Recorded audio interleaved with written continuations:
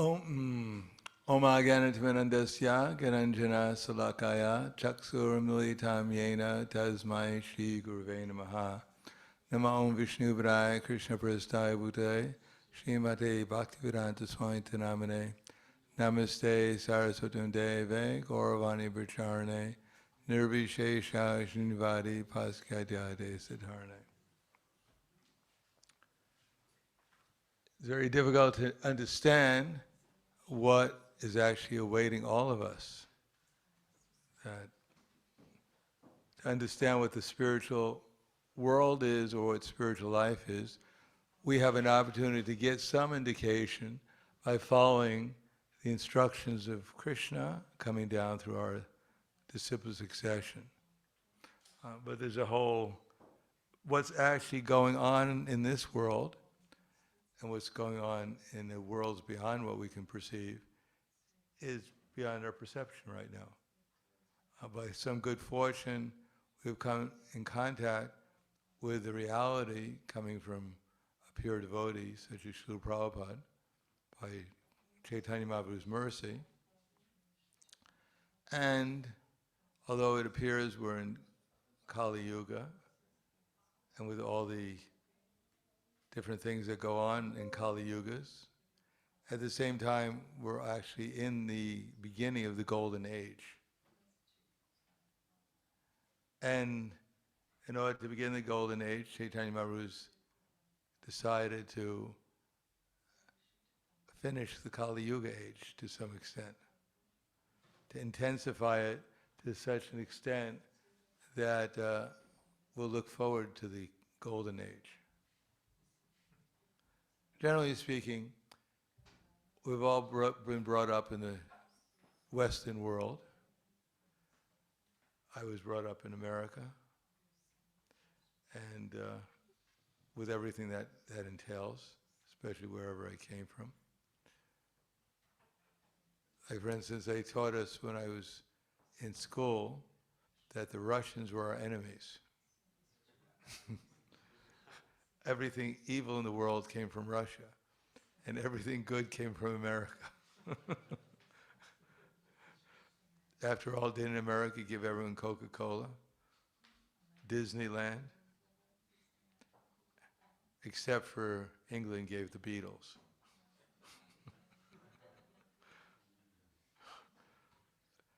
And Russia gave the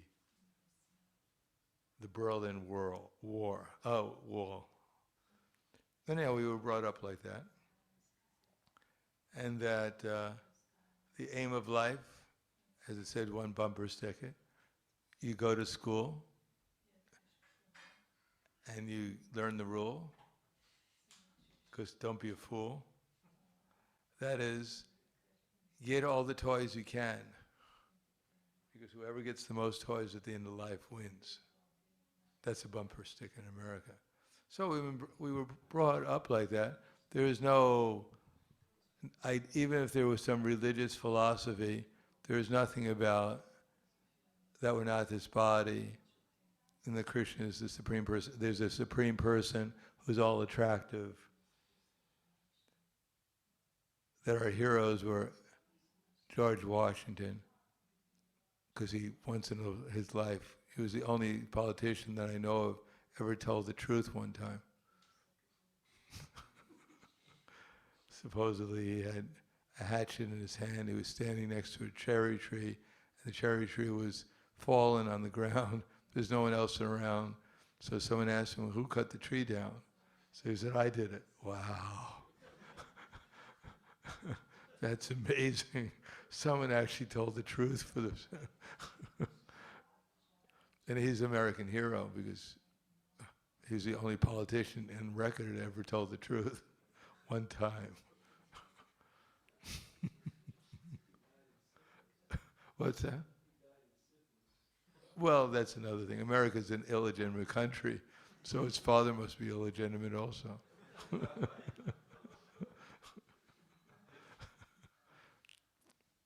any case, we've all been brought up wherever we came from. You know, I'm sure, and we all have our stories to tell about how we were brainwashed by our particular culture we came from. Matter of fact, it's not like we gave it all up. We still have some ideas that we're not even aware of. Comes from our cultural conditioning, we could say. But some light is there. A little doubt that maybe this is not the absolute truth. Maybe it's not the only thing that exists. So this is very good. The only thing is to keep that faith and to carry on with it. When I first came to the movement, well, actually, I remember, just from my own personal history, I remember being around 10 years old and looking up in the sky and thinking, this didn't come out of nothing. There must be something beyond what I understand is going on here. There must be something behind this, someone or something behind this. And I always thought like that. Although when I got to college, by bad association, I declared myself to follow my girlfriend that I was an atheist. Although I didn't even know what it meant, really. But it kept peace in our relationship for some time. And then one day I was just walking along and my whole consciousness changed. And in the same way it changed when I was like 10 years old. Because I was just walking along and I was looking around and everything became like I was in some kind of fairy tale. All the buildings became, from some other world. It was pastel. I was thinking, wait a second, I haven't taken any drugs, and I didn't take any drugs. I may have taken alcohol one time in my life. I smoked one puff of a cigarette, but I didn't like it very much. I said, I'm not on drugs, but where am I? What's going on? And then I walked to the park, and I saw all these stones. And I said, this whole thing is unlimited. It's unlimited. First of all, how did I get into the state of consciousness? And how am I perceiving everything as unlimited? And then I realized that there must be some reality beyond what I normally was experiencing. And then I figured out that the aim of life is to discover that reality. That was the whole purpose of life. So that week I became a vegetarian. I started to practice yoga 8 hours a day, read the Bible, read all the esoteric books I could find out, and I thought the aim of life is to develop mystic power and to realize the absolute truth. And I thought the path was yoga, because the only one I knew. And then one of my friends, who later on became a GBC from college, we met each other in our freshman year. He became a sannyasi in a GBC. His name was Jeffrey Hickey at that time. It was Jagadish later on, Jagadish Maharaj. Then I said, I want to become a Buddhist. Is there any temples? He said, yeah, there's up in this temple around the corner from the school. So I went down there, and they told me that our yoga is to chant the names of God. I said, really? I said, how does that work? How can you get anything by chanting the names of God? In any case, I went up to the school they had classes twice a week. And Rupanuga was giving classes twice a week in the lawn in front of the school. And I thought the aim of my life is to defeat his arguments from all these books I was reading. So I'd go up there and I was challenged him every time he came there. And I was always losing. I said, wait a second. I'm not supposed to lose. So then I said, well, if you can't beat him, I might as well join him. So then I started to chant 25 rounds a day. And then one time, my roommate was also chanting. We went on the bus to go to his parents, so I was chanting and chanting, and everyone on the bus seemed to become happy. I said, wow, this is really powerful. And then I went to my friend's house, and his father and his sister were fighting with each other, and we were chanting, and they made up and became friends. I said, wow, this works. And then I realized, as long as I keep on chanting, I'm all right. As soon as I stop chanting, I'm in Maya. So then I decided that I should move into the temple. I had less chance of being in Maya. Anyhow, Krishna gave me a lot of experiences for the next couple of years. And I was always thinking, wait a second, I'm completely in Maya, and why is Krishna giving me these experiences? I said, they're nice, thanks a lot, thank you very much, Krishna. But I know it's not going to last, because simultaneously I'm getting all these experiences in Krishna consciousness, but at the same time I know I'm under the illusory energy. And then Krishna said, all right, it's time to practice a little bit more sincerely, and most of them disappeared for the most of the time. So hopefully I'm sure we all have gotten higher experiences, higher tastes, and we think that it's not meant for one person or two persons or one devotee or the most exalted devotees. It's meant for all of us. Each one of us has an eternal relation with Krishna, and Krishna is equally receptive to each one of our desires. And he's equally happy if any of us desire in any way to go to try to serve him and therefore revive our relationship with him. And if we want to find out what our relation with Krishna is, we just have to read Prabhupada's books. And even if we don't understand it, even if our present reality is something completely different from what we're reading, but we should know that that is our future reality if we take to this path. And if we don't, then Maya is right there for us. She's going to help us in ways that we don't want, but ways that Krishna wants. She'll chastise us and bewilder us and confuse us, put us in depression. She'll kick us. She'll do everything. And one day we'll say, wait a second. Hare Krishna. Help. Then we'll be back on the path again. So we may be thinking that this is, this is like, how can this wonderful world. I remember when I went to, I was like 10 years old, I went to this fair, the World's Fair, and Westinghouse had all these exhibits there, electricity, how the whole world was going to become, self-sufficient, everyone's going to be blissful all the time just by electricity. Like they had one movie called James Bond. You've heard of James Bond? And in the movie, having good memory means you remember everything. Sometimes it's good to forget a few things. But anyhow, this is an illustration. So James Bond with his girlfriend on his bed, and the alarm rings. The alarm rings. And the bed, it was like flat, and then it goes, it comes up. And James Bond and his girlfriend slide off the bed into the swimming pool. They don't have to get up and take a bath, they just slide into the swimming pool. And then the swimming pool kind of like, there's this motor, they kind of like helps them swim. They don't even swim, they just pulls them over there. And when they get to the end of the pool, some things pick them up and they dry them off. And the next thing they're doing, they're on a table and the food is being served to them. So this is everyone's dream. You don't do anything, they're just, the food is put in your mouth, you're dried off. Progress in Kali Yuga. So we can see what it ends up in, this whole dream of sense gratification, unrestricted, unlimited sense gratification, is actually a nightmare. The whole thing's a nightmare. Some people are still thinking it's progress. I don't know. To me, it appears to be a nightmare. The pandemic, the wars that are going on, even in ISKCON,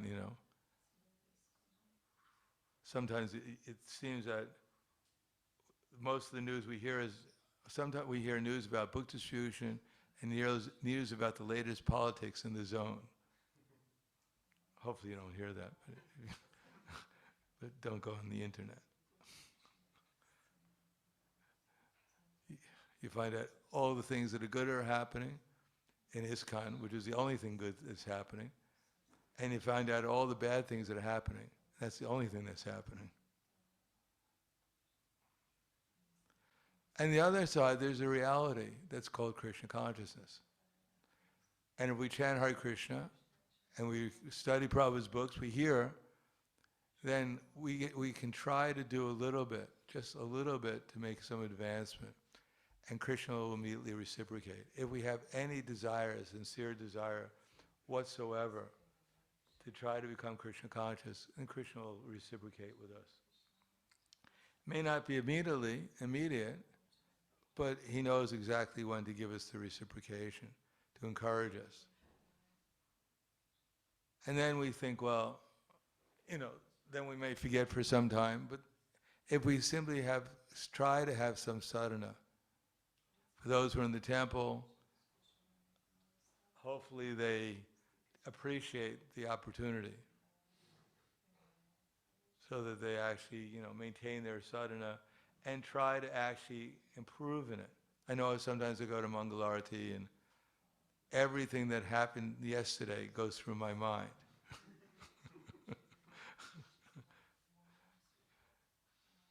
And I'm wondering, then the tendency is, maybe this is important to think about it. I may not have time to solve all my problems. Maybe doing Mangalarati is a good time to do it. Or japa. But actually, if we can just, for 1 second, take Krishna consciousness a little bit more seriously, we can't say seriously, but just become a little bit detached from where our minds are going to, and just try to listen a little bit and appreciate this opportunity to glorify Prabhupada, remember what he's doing, learn a little bit about Krishna consciousness, then it'll be a different experience, at least for that moment. Then we'll see, actually, I'm in charge of my destiny. I can actually change it. I can actually become conscious of Krishna. It's all just not happening arbitrarily. If I make an effort, then Krishna will help me. And the way he helps me is not necessarily he's going to give me fame and riches and strength and health and everything else. He'll just remind me, be people, why don't you just listen? Don't listen to your mind. Listen to the devotees. Listen to Krishna. And that way you'll come closer to me and your life will become something sublime. So these little things in the spiritual world, there are no big, even Srimati Radharani, she's not doing anything extraordinary. She's not the GBC of the spiritual world. She's not even the guru of this officially. Purnamasi is the guru, Yogamaya. She's one of the cooks. And she also knows how to make garlands. But her most important quality is she's in love with Krishna.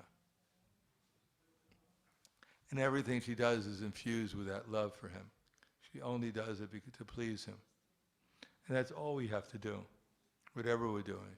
If we just infuse that activity with the desire to please Krishna, desire to please Krishna's devotees, the desire to spread Chaitanya Mahaprabhu's movement, then we won't need anything else. Because if we accept that intelligence coming from Prabhupada, which it comes from, then the result is that activity will actually, Krishna will reciprocate and we'll be closer to Krishna. And the closer you get to the fire, the more pleasure, the more enlightenment will be there. And then we'll actually be able to understand what it says in the books. We can learn millions of verses, but if we learn that, then actually it'll be revealed what those verses mean. And then we may develop the character eventually of a nice devotee or a pure devotee or advanced devotee, but at the same time we'll be blessed with understanding that actually we're just one of the observers also. That whatever good quality we have is all by the mercy of our disciple succession going through Chaitanya Mahaprabhu, and that we're watching Chaitanya Mahaprabhu deliver us and deliver others also. But we ourselves are just 1/10,000th the size of tip of hair in size, just by the mercy of Guru and Krishna, having enough intelligence to accept their mercy and not take credit for the mercy that they're distributing to others. And instead appreciate how others are surrendered. As a final thing, one time Prabhupada was talking in the Nectar of Devotion series lectures in Vrindavan in 1972, and Prabhupada said that actually the spiritual master never thinks himself to be the spiritual master. He said he knows that within his heart is the super soul, and whatever he can remember is coming by the mercy of the super soul. And the super soul, by his kindness, is reminding the devotee, the spiritual master or the leader, whatever his spiritual master has told him, and remembering the example of his spiritual master and the previous acharyas. So when he repeats the instructions that his the super soul is reminding him that his spiritual master has given to his disciples and followers, he knows it's not his instructions, but it's actually the instructions of his Guru Maharaj, that he's simply the instrument. And therefore when he sees his followers and disciples taking seriously the instructions of his Guru Maharaj, he learns from them how to become a better servant of his Guru Maharaj. And that way he sees his disciples as his instructors, as a kind of spiritual master for himself. So we have to appreciate that, appreciate Prabhupada's example, that he was completely in the spiritual world, and that being directed perfectly by the super soul in Krishna, he was able to see this others and appreciate their service to Krishna. He didn't see as much exactly what they were doing. He saw what they were doing, and he saw especially amongst his followers, he saw his so-called disciples, or his disciples and his followers, is actually the blessings of his Guru Maharaj, helping him fulfill his service to his Guru Maharaj. He saw his disciples, he saw his followers as the blessings of his Guru Maharaj. He felt himself, as he once said, he said, because I'm so incapable, I'm so of serving my Guru Maharaj, he sent me all these very nice servants of his just to assist me in his mission. Otherwise I could not do anything by myself. So I thank you all for serving Srila Prabhupada in his mission. Krishna is, for me, myself, he's revealed enough so that I know he hasn't revealed very much. That's a very good, that's a blessing.